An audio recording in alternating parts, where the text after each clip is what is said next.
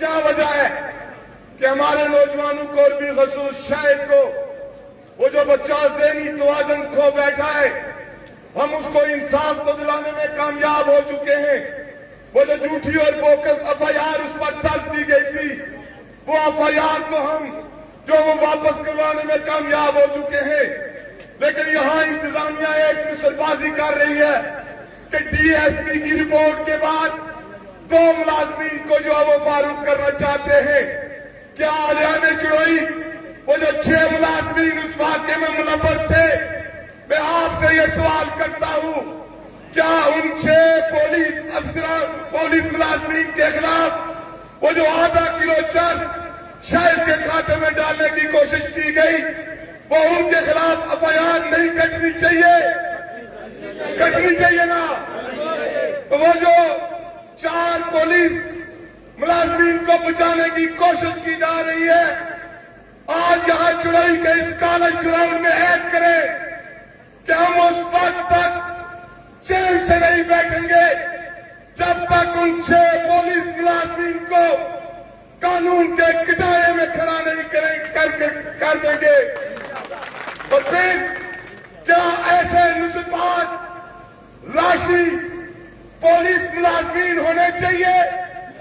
अभी उस वाक्य को हुए 20 दिन नहीं हुए और गुज़श्ता रात पुलिस ने एक बारात जा रही थी और वहां जो वाक्य रोनमा हुआ, और सबसे शर्म की बात, मैं उन पुलिस वालों से पूछता हूं, क्या आपकी कोई बहन नहीं है? क्या आपकी मां नहीं है? क्या आपकी बेटियां नहीं है? क्या आप सरेआम रोड पर उन पर तशद्दुद करें और फिर आप ये समझे कि हम थाना चुड़ैल में नौकरियां करेंगे? अब ये नहीं होगा। और ये जो मंशियात, हम किसी मंशियाती के साथी नहीं है और ना हम ये चाहते हैं। हमारा ये जो मुतालबा भी है कि इस खित्ते से मंशियात का खात्मा होना चाहिए। तो मंशियात किसके जरिए फैलती है लोगों? इसी पुलिस के जरिए। इसी पुलिस के जरिए वो जो आधा किलो का पैकेट है, आपके ही एक साथी की जो ये रिपोर्ट है कि वो आधा किलो का पैकेट जो इस वाक़े में जो इस्तेमाल किया गया, वही पैकेट गुज़श्ता 4 वाक़यात में वो पैकेट जो है वो इस्तेमाल हुआ है। यानी कि इनकी अक्ल पर ऐसा पर्दा पड़ा कि ये पैकेट के ऊपर से वो जो छापर लगा हुआ था उसको भी तब्दील करना इन्होंने मुनासिब नहीं समझा। और क्योंकि ये सारा काम करवाता कौन है? असल चेहरे असल लोगों की तरफ आऊंगा। क्या वजह है कि थाना चुड़ैल आए रोज ऐसे वाक़यात जो है वो यहाँ रमा हो रहे हैं इसकी जेरे जो वो डाक? क्या वजह है लोगों? उसकी वजह यह है कि आप वार्डों के अंदर, यूनियन काउंसिल के अंदर एक्शन कमेटियां बनाने में कामयाब हुए हैं। और जो सबसे बड़ी शर्म की बात है इनके लिए, वो लड़का कहां का रहने वाला था? वो लड़का कहां का रहने वाला था? महाजर के। जब हमने महाजरीन की नशिस्तों के खात्मे की बात की तो इन सारे नुसरबाजों को तकलीफ हुई कि तहरीक आजादी पर फर्क पड़ेगा। तो फिर ये सवाल बनता है उनसे कि जनाब, वो जो पिछले 78 साल से यहां जिन्हें आज तक हकूक के मालिकाना नहीं दिए गए, जिन्हें आज तक जीने का हक जो है वो बुनियादी हक नहीं दिया गया, और जब उनके बच्चे अपने हकूक के लिए खड़े हुए तो उन पर किसी एमएलए की हिमा पर, किसी एमएलए के प्यारों की हिमा पर बोकस और बेबुनियाद एफआईआर दर्ज करने की आपको जरूरत क्यों पड़ी? चुड़ैल के लोगों, आपको आपके साथ पिछले 78 सालों में ऐसा ही होता आ रहा है। और आपकी बार की जो जरूरत है, क्योंकि आप बरादरियों से निकल चुके हैं, कबीलों टबरों से बाहर निकल चुके हैं, इलाकों से बाहर निकल चुके हैं, पार्टियों से बाहर निकल चुके हैं। और ये जो 2 वाक़यात ये आखिरी होने चाहिए। एसएसपी को रात को भी ये बताया था कि उन बहनों पर तशद्दुद करने वाले पुलिस के खिलाफ FIR दर्ज की जाए। क्या आप हरियाणा चुड़ोई चाहते हैं कि उन मुलाजमीन के खिलाफ FIR दर्ज होनी चाहिए? इंशाअल्लाह उनके खिलाफ दर्ज होगी।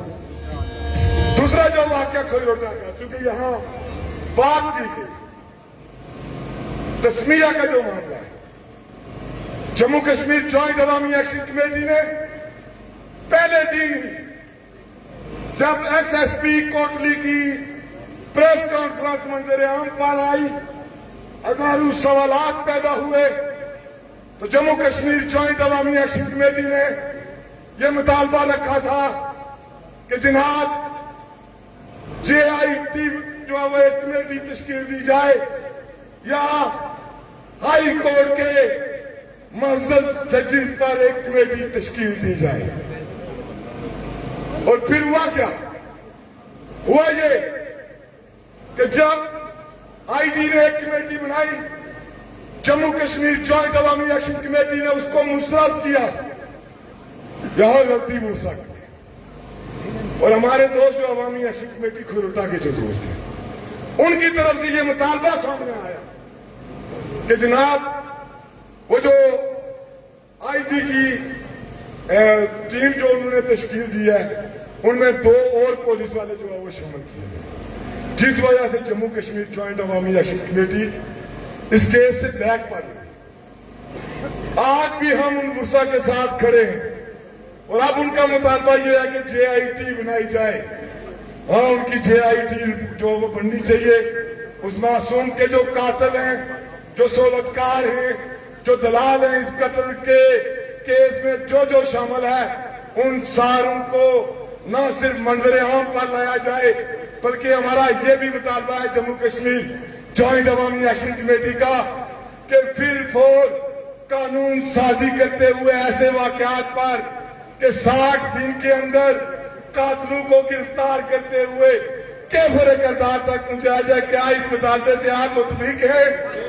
चूंकि एक वाकया आज से 5 या 6 साल कबल डडियाल के अंदर पेश आया था और उसका कातिल जो है वो या जेल में है या जमानत पर है।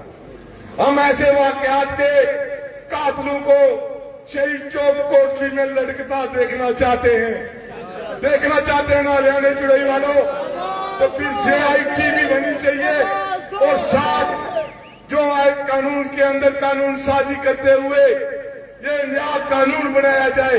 हमें इस जो वो 2 सदियां कबल जो कानून बने 1860 में, 1870 में, 1880 में, वो जो अंग्रेज अपने यहाँ तसल्लुत कायम करने के लिए काले कवानीन बनाता था, वो कवानीन आज भी इस रियासत पर लागू है।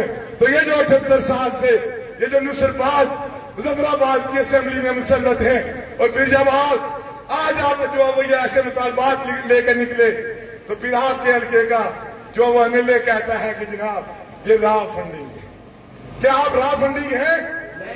आप सारे जॉइंट जम्मू कश्मीर जॉइंट अवामी एक्शन कमेटी हैं, पूछिए ना इनसे कि रॉ फंडिंग कौन है, मोदी के एजेंडे पर कौन है? कौन है लोगों? वो है जिसने 13 मई को मुजफ्फराबाद के मुकाम पर हमारे भाइयों के सीनों पर गोलियां चलवाई थी। वो कौन था? वो अनवारुल हक और मौजूदा हुकूमत में 52 जो दिगर MLA हैं जिन्होंने साइन करके PCFC और रेंजर्स को तलब किया था, वो मोदी के यार हो सकते हैं जिन्होंने यहाँ इस खिते के अमन को खराब करने की कोशिश की। तो इसलिए इन सारे चुके बड़ी तफसील से दोस्तों ने यहाँ आपके सामने बात रखी। अभी उमर नजीर साहब, शौकत नवाज मीर साहब आपके सामने बात रखेंगे।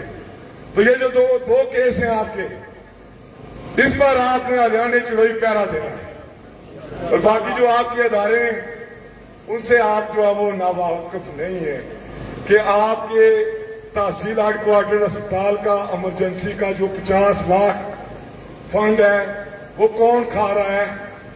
कौन खा रहा है? महकमा सेहत के मुलाजमीन समेत आपके हल्के का MLA खा रहा है। क्या ताकत है किसी रियासती मुलाजम की कि वो जो है वो पूरा बजट हड़प कर जाए? यहाँ एक भी इमरजेंसी का बेड नहीं लगा हुआ। किसकी गफलत है? जिसे आप अपने ऊपर मुसल्लत करते रहे, जो आपको लड़वाता रहा, पोलिंग पे आपको लाशों के तोहफे देता रहा, उसने जो है वो ये आपके हकूक पे डाका डाला है। और वो फिर जो है वो अभी ख्वाब देख रहा है, एक बेटा दूसरे बेटे को दूसरे हल्के में भेजने के ख्वाब देख रहा है। तो फिर सवाल बनता है कि क्या वजह है कि उसकी पार्टी के जो नौजवान हैं उनको ये हक हासिल नहीं है कि वो इलेक्शन लड़े।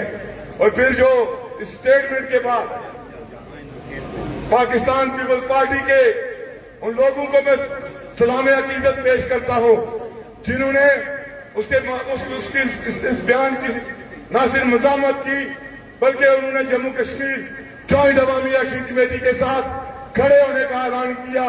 और एक नुसरबाज सियासी कारकुन भी है जो आज भी उसके गीत गा रहा है, उस जैसों के गीत गा रहे हैं। और फिर एक चूंकि ये जो हमायतें की जा रही हैं, हमायत वालों से भी हमारा एक मुतालबा है कि जनाब हमारे चार्टर ऑफ डिमांड को पढ़ें। हमारा पहला मुतालबा ये है कि हुक्मरान समेत अशराफिया की मुराद का खात्मा होना चाहिए। तो फिर कोई साबिक वजीर आजम, साबिक सदर या साबिक एमएलए आज आके ये कहे कि मैं जम्मू कश्मीर जॉइंट अवामी एक्शन कमेटी की हमायत का ऐलान करता हूं, तो वो मोहतरम अगर मुखलस है आपसे इस तहरीक से, तो सबसे पहले वो जो मुराद लेता है वो मुराद वापस करे, उसके बाद हमायत का ऐलान करे, हम उसे अपने जो वो कंधों पे बिठाएंगे इंशाअल्लाह।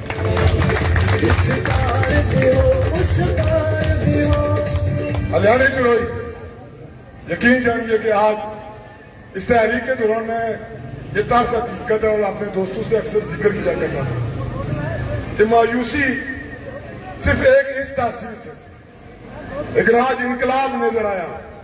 मैं इस अपनी पूरी टीम को मुबारकबाद देता हूँ, अवाम इलाका चुड़ोई को, क्योंकि जितना जुल्म आप पर ढाया जा रहा है, आज भी आपकी जो वो बिजली की वोल्टेज जो है वो 30 या 35 से ऊपर नहीं है? जिसका कसूरवार कौन है? आज भी मेरी और आपकी माएं, बहनें, बेटियां मीलों सफर तय करके पानी अपने सरों पर लाती हैं। इसका कसूरवार कौन है? लोगों, पटवारियों के जरिए हमारे वालिदैन की तजलील करवाने वाले कौन है? तो फिर इंतकाम लेने का दिन कौन सा है? 29 सितंबर को हमने इंतकाम का दिन मनाना है। हमने न सिर्फ इस 53 के टोले से बल्कि 78 सालों से इस रियासत के ऊपर जो मुसल्लत रहे उन सब से हमने इंतकाम लेना है। और न सिर्फ इस चार्टर ऑफ डिमांड बल्कि ये जो थाने की बदमाशियां हैं ये भी हमने खत्म करनी है। यहाँ हमारे जैसा आके कोई एसएचओ बैठेगा तो तब ये निजाम चलेगा, नहीं तो जिस तरह अरबाब साहब ने कहा कि हमें वार्ड सतह की, गांव मोहल्ले की, तो फिर हम थाने अपने बनाएंगे, फिर कचहरियां अपनी बनाएंगे, फिर अदालतें अपनी लगाएंगे, फिर हम बाइकाट करेंगे। इस रियासत के इस मुसीदा निजाम से जो है वो बाइकाट करते हुए इस सारा निजाम जो है अपने हाथों से तस्कीर 10,000 और 20,000 रुपए रिश्वत आपसे लेते हैं। तो लोगों ये सारा जो जुल्म हमने, हमारे आबा इजाद इस्लाफ ने अपने ऊपर बर्दाश्त करते रहे, आज से ऐड करके जाए कि 29 सितंबर को जो गैर मुअय्यन मुद्दत के लिए लॉकडाउन हो रहा है और फिर इस दौरान प्लान बी का ऐलान होगा, प्लान सी का ऐलान होगा, प्लान डी का ऐलान होगा, उस पर भी आपने लाभदायक कहना है। जिस तरफ की भी काल हो उस तरफ आपने सर पे कफन बांधकर अपनी माओं, बहनों, बेटियों से आखिरी अलविदाई मुलाकात करके आपने निकलना, उनसे गुजारिश करनी है कि हमारे लिए दुआ करें कि हम फतह याब होकर वापस लौटे। और अगर फतह याब न हो सके तो फिर अल्लाह सुब्हानहू व तआला हमें शहादत के आला रुतबे पर फाइज करे इस खित्ते में, क्योंकि हमारे पास खोने के लिए सिर्फ एक जिंदगी है और उससे हम दरेग नहीं करेंगे। और पाने के लिए पूरा जहां हमारे पास पड़ा है और उसके लिए कोई भी कुर्बानी देने के